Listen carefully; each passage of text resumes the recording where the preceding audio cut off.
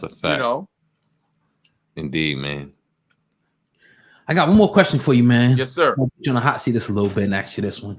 Real quick. Do you regret, keep it real with us, leaving VladTV? Oh, shit. Fuck no. So how do you feel in hindsight, though? Probably about a year. Listen, when I look back, I like what I did on Vlad. I did like 3 years on that. I got enough footage on there. Right. It's fine. People still watch it. People go, do you regret? No, I would regret it if I stayed on Vlad after he disrespected the minister. You can't, we had just differences of opinion. Right. Because my thing is this, listen, not everybody's a fan of Minister Farrakhan. I grew up through college going to see Farrakhan and Savior's Day. I'm from Chicago. I would go see him at the mosque. But I'm not a Muslim. I'm not part of the Nation of Islam. I'm a black dude. And sometimes you need a pep talk. Yeah. You need a pep talk in life. And I went to go see a man who's lived through all of this shit. And I don't agree with everything he says. Sometimes I don't even know what Farrakhan's talking about. I don't get into the deep religious part, but I agree with the racism and getting our shit together. And that I agree with that. Sometimes you need somebody to put that in you again. But when he said what he said, did we talk about this? Yes, we did.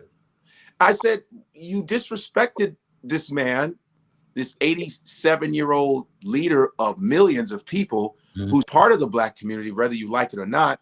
And you said some wrong shit about him.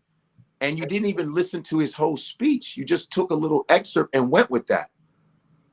And the Nation of Islam has given you interviews and protection, and you shit on their leader? That don't even make sense. I'm just saying morally as a man, I wasn't feeling that. I was like, nah, man. And me and Lord Jamal were like, well, then since you want to stand on your ground, we're going to stand on our ground and protect our culture. Someone's got to stand up for our shit, man. We can't just let everybody say fucked up shit about our people and just let them get away with it. Because when we say something about other people's people, they ban us. They blackball us right away. They don't even give us a chance. Yeah.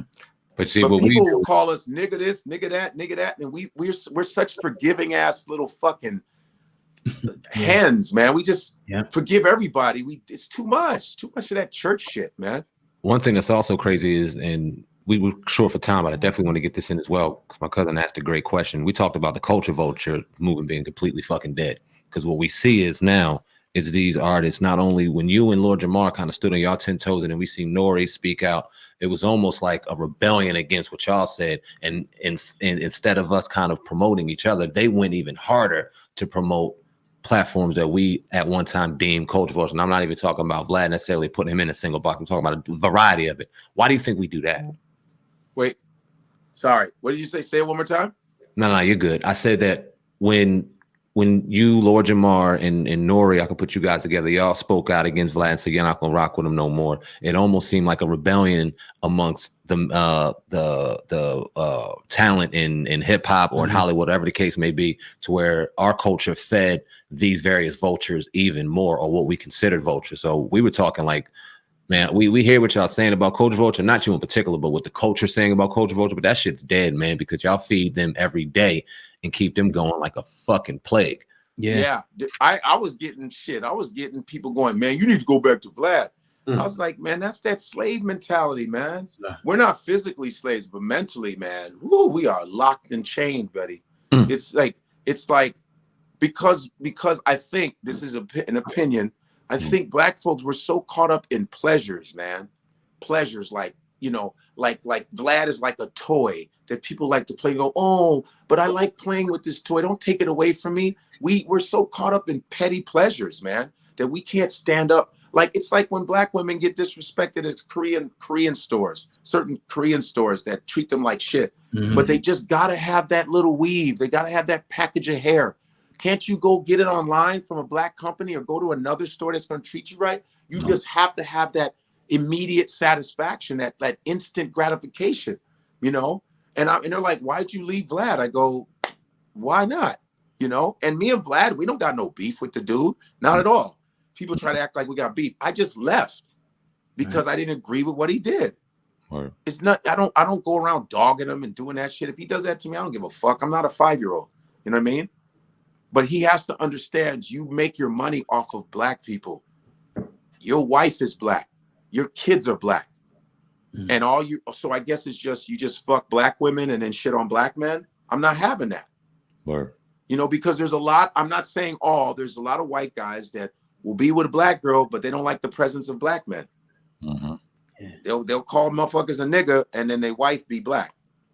Mm-hmm. They'll call a motherfucker a chink and their wife be Asian. Mm-hmm. You understand? So, and in the Nation of Islam, I said they all called me up to see if I was still gonna rock with them. And what you think I was gonna do? Just 10 toes down. I'd rather have the approval of the Nation of Islam in every city I go to than some white dude that don't give a fuck about black lives. Woo. We can end it on that. I'm just being honest, and it's not knocking him down, but he don't give a. He wants to make his money. He's a businessman. I get it. You trying to take your money off of black, but that's nothing new. Whites making money off of black talent. That's been around since the early 1900s. Yep. That's why it's important to read your motherfucking history so you know where this behavior comes from. Shit. It's like when you go to the doctor's office, what's the first thing they bring out when you go to a doctor's office? What's the first thing they pull out? Thermometer? Your medical history. Oh, yeah. Oh, okay. A thermometer, God. Check your temperature, nigga. Like, see what you got. My man said a thermometer. I said, you better leave that doctor. You keep fucking you up. Just bring out a thermometer. Nothing. Whether you go to a dentist office, or they always bring out your history first. You go to court, they bring out your history. Even when basketball, when they shooting the free throw, they go, yeah, last week he did this. Yep. They talk about your history that leads up to what you're doing in the present. That's why it's important. And I don't want to sound corny, but you gotta read your history, whether it's history of us in entertainment, history of us in sciences and all. You have to know, so you know where this behavior comes from, so you won't sit up there and be surprised, and then you'll stand up for your shit and go, I'm leaving. Boom. You know why? Because I got knowledge of self and I know where this bullshit's coming from. The buck has to stop at a certain point. You can't continue taking abuse because you're getting views, man. The fuck? That's why, like the black TikTokers, they stopped creating because white folks were taking all their shit.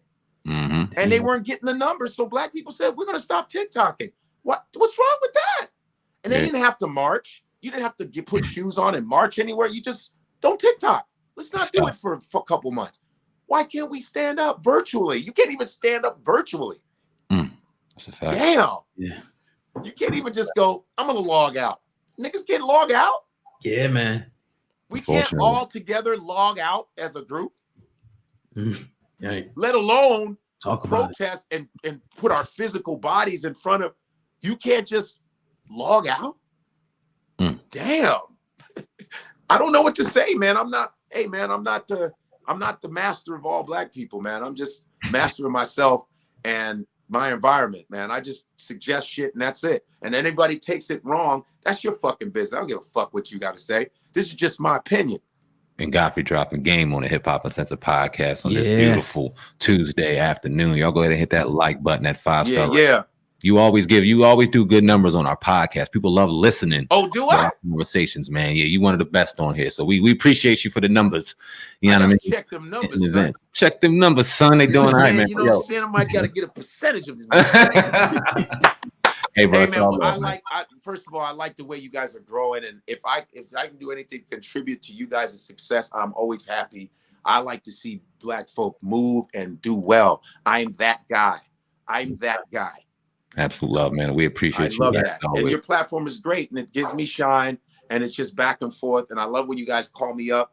Other than that, oh man. But now it's going good. All they do is say send it to my DM. Send it to my email, and I'll just say no more, brother. We only got you. Send me you guys' information to my DM, man. Got you. We own it, bro. Bro. Appreciate you, Godfrey, man. Thank you once again. No, I appreciate you guys, and when is this showing? Probably have some clips up next 24 hours or so, and then the audio podcast will be up next week. Okay, well, I'll be if you guys are in Minnesota for New Year's, December 30th to January 2nd, I'm at the House of Comedy in Minnesota. And also, I got one night in Baltimore, December 26th, right after Christmas, at the Baltimore Comedy Factory. Come get these motherfucking jokes, folks. You know what I'm saying? So December 26th, Comedy Factory, 2 shows, one night. And then Minnesota, House of Comedy, December 30th through January 2nd. So. Love, bro. Godfrey on the Hip Hop Uncensored podcast. Go get them tickets. Go get them jokes. Yes. Oh, and watch my podcast, In Godfrey We Trust. Oh, yeah, for sure. On the Gas Digital Network. You know, you guys can come whenever you want to come on my podcast. Let me know. That should be dope. In Godfrey We Trust, Gas Digital Network. Subscribe with the promo code Godfrey30. You get 30 days for free. Okay. You know what I'm saying? You can check out the network, and you can see some episodes on YouTube. Just type in Godfrey We Trust and press subscribe. You know what I mean? Indeed, bro. We appreciate you, man. Salute, as always. Till next time.